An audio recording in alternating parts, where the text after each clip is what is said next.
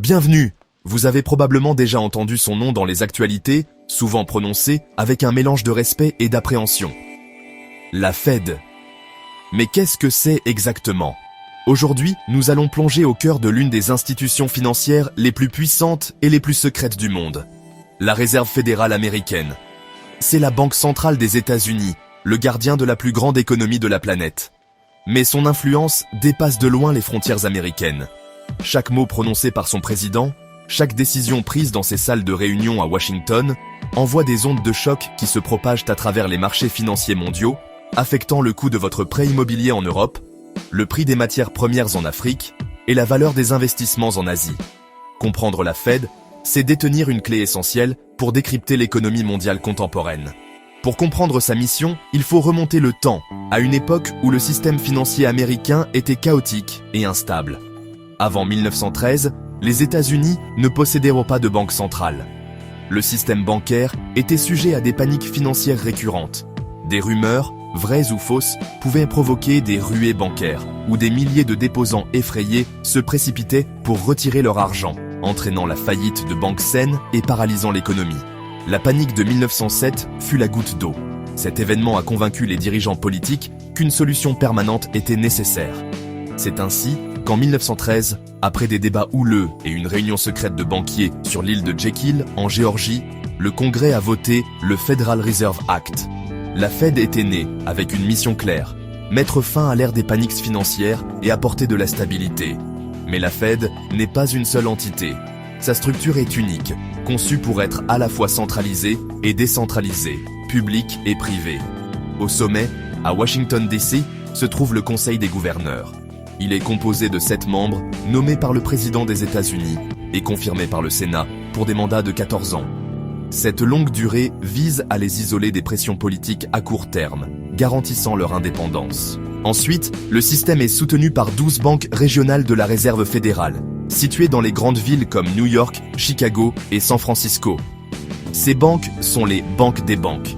Elles supervisent les banques commerciales de leur district, traitent les paiements et surtout agissent comme les yeux et les oreilles de la Fed sur le terrain, en recueillant des données précieuses sur la santé économique de leur région.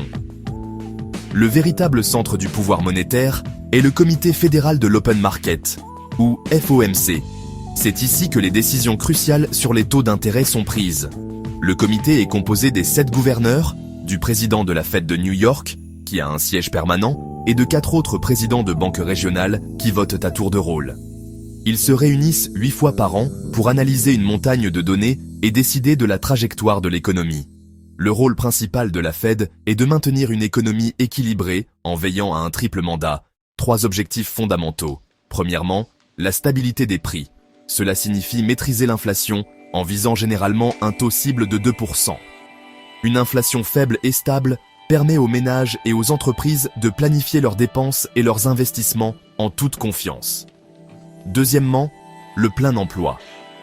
Il ne s'agit pas d'un taux de chômage de 0, ce qui est irréaliste, mais du niveau d'emploi le plus élevé possible sans provoquer une surchauffe inflationniste. La Fed cherche à créer les conditions pour que toute personne qui veut un travail puisse en trouver un. Et troisièmement, la stabilité du système financier. La Fed agit comme un régulateur et un prêteur en dernier ressort pour s'assurer que le système bancaire reste solide et pour éviter une répétition des crises qui ont conduit à sa création. Pour atteindre ces objectifs, la Fed dispose d'une boîte à outils sophistiquée. L'outil principal, le plus connu, ce sont les taux d'intérêt, plus précisément, le taux des fonds fédéraux. C'est le taux d'intérêt que les banques se facturent entre elles pour des prêts d'une nuit. Même si vous ne l'utilisez jamais directement, il influence tous les autres taux de l'économie. Pour ajuster ce taux, la Fed utilise principalement les opérations d'open market. Quand elle veut baisser les taux, elle achète des obligations d'État aux banques. En échange, elle crédite les comptes de ces banques avec de l'argent nouvellement créé, augmentant ainsi la liquidité dans le système et poussant les taux à la baisse. À l'inverse, pour augmenter les taux, elle vend des obligations, retirant de l'argent du système. Dans des situations de crise extrême, comme après 2008 ou pendant la pandémie de Covid-19, lorsque les taux d'intérêt sont déjà proches de 0, la Fed peut utiliser des outils non conventionnels. Le plus célèbre est l'assouplissement quantitatif, ou Quantitative Easing, QE. La Fed achète alors massivement des actifs financiers à plus long terme, comme des obligations d'État ou des titres hypothécaires, pour injecter des liquidités massives dans l'économie et faire baisser les taux à long terme. Le processus inverse, la vente de ces actifs, est appelé resserrement quantitatif ou quantitative tightening, QT. Voyons comment cela fonctionne en pratique. Imaginez que l'économie est en surchauffe. La demande est forte, les entreprises peinent à suivre et les prix s'envolent. C'est l'inflation. L'inflation, c'est la hausse générale des prix. Un peu d'inflation est normal, mais trop d'inflation réduit le pouvoir d'achat. Votre argent achète moins de choses qu'avant. Pour combattre cela, la Fed augmente ses taux d'intérêt. Emprunter coûte plus cher pour les ménages qui veulent acheter une maison ou une voiture. Et pour les entreprises qui veulent investir, la consommation et l'investissement ralentissent, l'économie se refroidit et l'inflation baisse. L'exemple le plus célèbre est celui du choc Volcker à la fin des années 70. Face à une inflation galopante, le président de la Fed, Paul Volcker, a augmenté les taux à des niveaux sans précédent, provoquant une récession douloureuse, mais réussissant à briser la spirale inflationniste pour des décennies. À l'inverse, si l'économie stagne et que le chômage augmente, la Fed baisse ses taux. Emprunter devient moins cher et plus facile. Les gens sont incités à dépenser et les entreprises à investir et à embaucher. Cela stimule l'activité économique. Après la crise financière de 2008, la Fed a non seulement abaissé ses taux à zéro, mais a aussi lancé le QE pour éviter une dépression. De même, en 2020, face au choc économique de la pandémie, elle a agi avec une rapidité et une ampleur sans précédent pour soutenir l'économie. Mais cet équilibre est incroyablement délicat.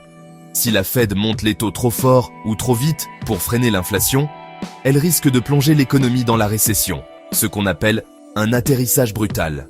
Les entreprises investissent de moins, les embauches ralentissent et le chômage peut augmenter. C'est le dilemme constant auquel la Fed est confrontée. L'impact de la Fed ne s'arrête pas aux frontières américaines.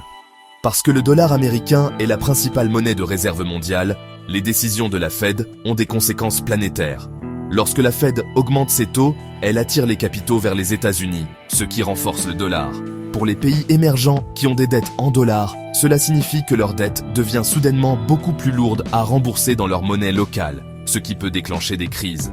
Les marchés financiers du monde entier ont les yeux rivés sur les annonces du FOMC, car une politique monétaire américaine, plus stricte ou plus souple, peut redéfinir les flux d'investissements mondiaux en quelques minutes. En résumé, la Fed agit comme un pilote d'avion naviguant à travers les turbulences. Elle ajuste constamment la vitesse et l'altitude de l'économie en jouant sur ses outils, principalement les taux d'intérêt. Son objectif est de maintenir un vol stable et sûr en trouvant le parfait équilibre entre une inflation maîtrisée, une croissance saine et un emploi robuste. C'est un exercice de haute voltige où une erreur de jugement peut avoir des conséquences considérables. Ces décisions touchent directement votre taux de prêt immobilier, les intérêts sur votre carte de crédit, la performance de votre épargne et même les opportunités d'emploi dans votre région. Comprendre son rôle, ce n'est pas seulement de la théorie économique. C'est mieux comprendre les forces invisibles qui façonnent notre quotidien et notre avenir financier.